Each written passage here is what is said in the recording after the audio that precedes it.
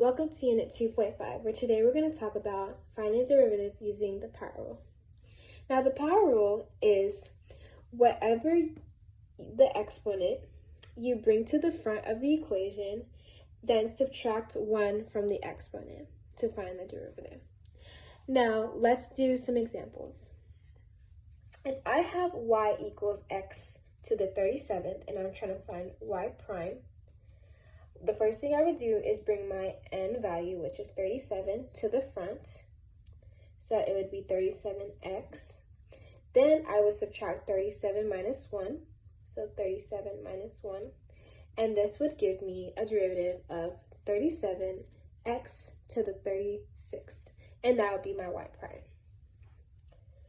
For b, if I have y equals the square root of x, I can first, before finding the derivative, I can change this to also be equaling y equals x to the power of 1/2. This is easier because you now have an n. Now, using the power rule, all I have to do is bring my n to the front. So I have 1/2 x.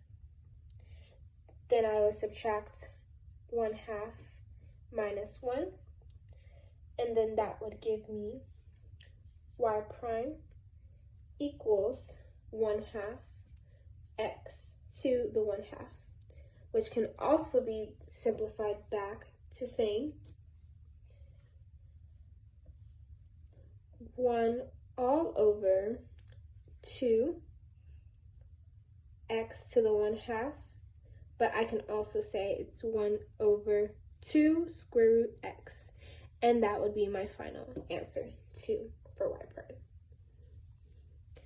For c over here, if I have y equals 1 over x to the 4th, I can first change that to be y equals x to the 1/4, because x to the negative 1 equals 1 over x. So if I have x to the negative 4, I have 1 over x to the 4th.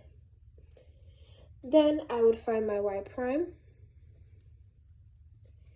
and bring negative 4 to the front, x negative 4 minus 1, and that would give me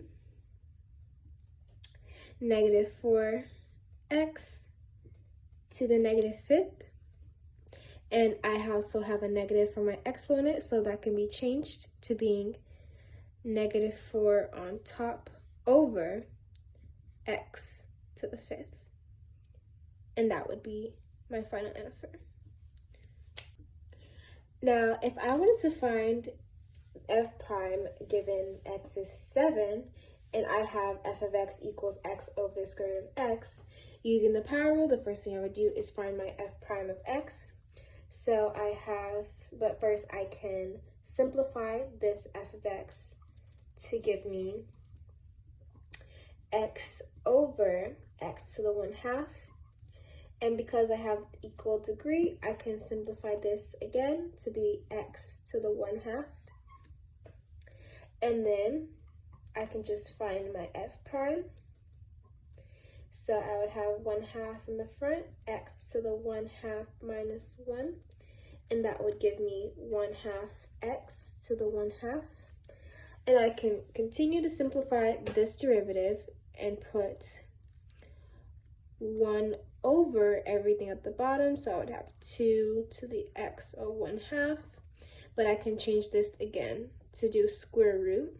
So I would have 1 over 2 to the square root of x, and that would equal my f prime. So now, if I'm trying to find f prime of 7, all I would have to do is plug in the 7 into x, so I'd have 1 over 2 times the square root of 7, which also could be simplified as 1/2 square root 7. And that would be your answer. No need to solve. Thank you.